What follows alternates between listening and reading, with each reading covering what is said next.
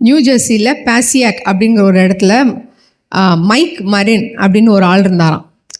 எல்லோரும் என்னென்னத்துக்குமோ ஃபேமஸாக இருப்போம். அவர் என்னத்துக்கு ஃபேமஸ்ஸு, அவர் பேர் வந்து கின்னஸ் ரெக்கார்டில் வந்ததா என்னன்னு தெரில. பட் அந்த அளவுக்கு அவர் ஃபேமஸ் எதுக்குன்னா, பயங்கரமாக தேவையில்லாமல் அடி வாங்கினதுக்கு, தேவையில்லாத பிரச்சனையில் மாட்டினது அப்படின்னு சொல்லிட்டு அவர் வந்து அவர் ரொம்ப பேர் போனவராம். எப்படின்னு பார்த்தீங்கன்னா, கிட்டத்தட்ட 80 வாட்டி அடி வாங்கியிருக்காராம். என்ன சொல்லுவாங்க, அடித்து மொத்தி, சாதாரண அடி இல்லைங்க, கூட்டமாக சேர்ந்து மொத்துவாங்க பார்த்தீங்களா, இந்த மக்கிங்ஸ் அப்படி சொல்லுவாங்க. நல்லா மொத்துன்னு மொத்துறது. அது அவரோட வாழ்க்கையில் கிட்டத்தட்ட 83 வாட்டி ஆயிருக்குதான். எத்தனை வாட்டி? ஒரு வாட்டி அடி வாங்கினாலே மனுஷன் தாங்க மாட்டான். இவர் எத்தனை வாட்டி வாங்கினாராம்? 83 வாட்டி. அதே மாதிரி அந்த 83 வாட்டி வாங்கின பிரச்சனையில் 20 வாட்டி கை கால் உடஞ்சி ஹாஸ்பிட்டலில் இருந்தாராம். எத்தனை வாட்டி? 20 வாட்டி ஹாஸ்பிட்டலில். நம்ம சும்மா கை வெட்டு காயம், சின்னதாக காய் நறுக்கும்போது கை வெட்டுறது, இல்லைனா ஷேவ் பண்ணும்போது பிளேடு கட் பண்ணாலே நம்ம என்ன போயிடுது, நமக்கு 2 நாளைக்கு அந்த வலி, இங்கே இருக்கிற வலி தலையில் ஏறிடுது. அவர் பாருங்கள், 20 வாட்டி ஹாஸ்பிட்டலைஸ் ஆனாராம். அப்புறம் பார்த்திங்கன்னா கத்தி குத்து விழுந்திருக்கு. அதே மாதிரி 2 வாட்டி அவரை ஷூட் பண்ணியிருக்காங்க. அது இல்லாமல் எத்தனையோ வாட்டி அவர் சாமான்லாம் வாங்கிட்டு வரார் இல்லையா, கிராசரிஸ் வாங்கிட்டு வரும்போது எத்தனையோ மூட்டை அவர் வாங்கிட்டு வர கிராசரிஸை திருடிட்டு போயிருக்காங்களாம். அப்புறம் பார்த்திங்கன்னா 4 கார் அவரது தொலைஞ்சு போயிருக்கான், திருடிட்டு போயிருக்காங்களாம். திருடிட்டு போயிருக்காங்க.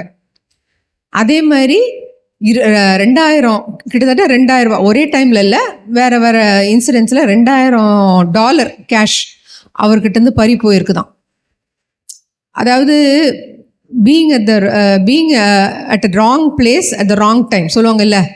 ஒரு தவறான, நம்ம இருக்கக்கூடாத இடத்துல இல்லாத நேரத்தில் இருந்தோன்னு வச்சுங்க, இருக்கக்கூடாத டைமில் இருந்தோன்னா நம்மளுக்கு அந்த மாதிரி தவறுதல் நடக்கும்னு சொல்லிட்டு சொல்லுவாங்க இந்த உலக பிரகாரமாக. அப்போது அந்த ஆள் வந்து அவ்வளோ, சிலர் சொல்லுவாங்க, அவன் மூஞ்ச பார்த்தாலே அடிக்கணும்னு தோணுது. நிறைய பேர் சொல்லுவாங்கல்ல, கேள்விப்பட்டிருக்கோம்ல. அது இன்னும் தெரியல, அவன் மூஞ்ச பார்த்தாலே பிடிக்கல, வச்சாலே வச்சு விடணும், அடிக்கணும், அந்த மாதிரி முகம் இருந்துச்சா என்னன்னு தெரியல. பாவம் அவர்.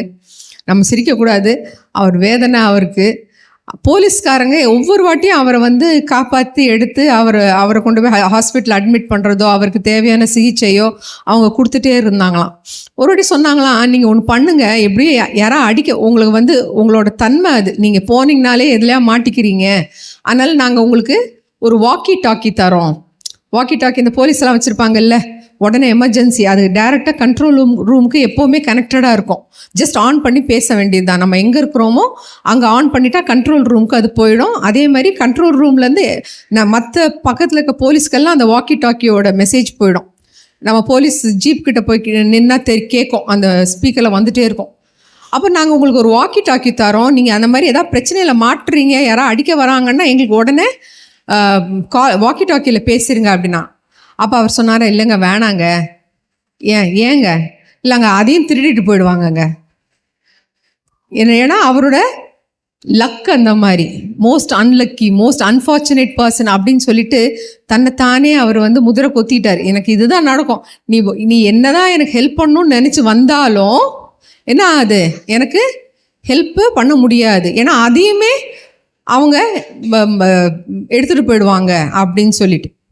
அப்போது ஒரு மனுஷனுக்கு வந்து பிரச்சனைகள், போராட்டங்கள் வரலாம், இந்த அளவுக்கு வராதுன்னு நினைக்கிறேன் யாருக்கும். அவர் வந்து இதே மாதிரி அடுத்த விஷயம் நம்ம பைபிள்லேயும் ஒரு ஆளுக்கு நடந்துச்சு. யார்?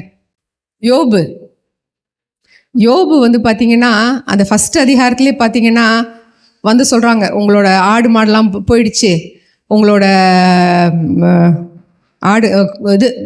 கழுதையும் உங்கள் ஆடு மாடெல்லாம் போயிடுச்சுங்கிறான். அது பேசிகிட்டு இருக்கும்போதே, அவன் சொல்லிகிட்டு இருக்கும்போதே, இது வந்து 1 மாதம் கழிச்சோ 1 வருஷம் கழிச்சோ நடந்த பிரச்சனைகள் இல்லை, அவன் பேசிகிட்டே இருக்கிறானா. அப்போ அடுத்தது என்ன வந்து சொல்கிறானா, உன்னோட ஆட்டுக்குட்டியெல்லாம் எடுத்துகிட்டு போயிடுச்சு அப்படின்னு.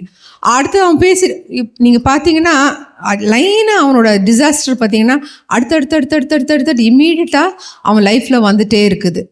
அவன் எந்த அளவுக்கு அவன் நொந்து போயிட்டான்னா அவனோட லைஃப்பில் பார்த்தீங்கன்னா அவன் பிள்ளைகளை இழக்கிறான், அவனோட ஹெல்த்தை இழக்கிறான், அவன் பொண்டாட்டியோட சப்போர்ட்டை இழக்கிறான், கடைசியில் அவன் ஃப்ரெண்ட்ஸையும் அவனும் எல்லாம் இது பண்ணுறான், கேலி கிண்டலும் பண்ணிவிட்டு நீ என்னடா அப்படின்னு சொல்லிட்டு அவனை பழிக்கிறத பார்க்குறோம்.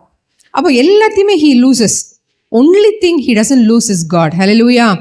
அப்போ இந்த மைக் மேரன் வந்து அவர் ஒரு பிலீவராக இருந்திருப்பார்னு எனக்கு தோணலை. அவர் ஒரு ஜென்ரல் நார்மல் பர்சனாக இருந்திருப்பார். ஆனால் யோபு வாழ்க்கையில் நடந்தது அவன் வாழ்க்கையில் நடந்ததோட மோசம். ஹல்லேலூயா. அவனும் அடி வாங்கினான், 20 வாட்டி ஹாஸ்பிட்டலைஸ் ஆனான். ஆனால் இவருக்கும் ஹெல்த்து சுத்தமாக போச்சு. அப்படியே கொப்பளங்கள், சூடுபட்டா எப்படி இருக்கும்? சாதாரண சூடுபட்டாலே கொப்பளம், ஒரு சின்ன கொப்பளம் வந்தாலே ரொம்ப வலி. நம்ம கடுகு தாளிக்கும் போது ஒரு கடுகு நம்ம மேலே வந்து விழுந்துச்சுன்னா எவ்வளோ வலிக்குது, எரியுது. அப்போ அவரோட பிரச்சனையும் பயங்கரமான பிரச்சனைகள். மைக் மேரனுக்கு வந்து ஃபேமிலிலாம் போச்சா என்னன்னுங்கிற இன்ஃபர்மேஷன் இல்லை. அவன் பர்சனலாக அவன் சஃபர் ஆனான். ஆனால் இங்கே பார்த்தீங்கன்னா அவன் சொத்து போச்சு, குழந்தைங்கள் போனாங்க, அவன் ஒய்ஃப் வந்து அவனை திட்டுறாங்க. என்ன சொல்கிறது, தேவனை தூஷித்து she also lost hope in God இல்லையா? She also lost hope in God. Sir எதுக்கு நீ இந்த மாதிரி ஒரு தேவனை நீ வந்து, அவர் தானே உனக்கு சோதனை கொடுக்குறாரு, நீ எவ்வளோ ஜெபம் பண்ணுறிய, என்ன யூஸு? அவர் எல்லாத்தையும் எடுத்துட்டாரு, எதுக்கு நீ அவரை வச்சுட்டு இருக்க? ஜஸ்ட் தேவனை கர்ஸ் காட். எவ்வளோ பெரிய வார்த்தை தெரியுமா அது?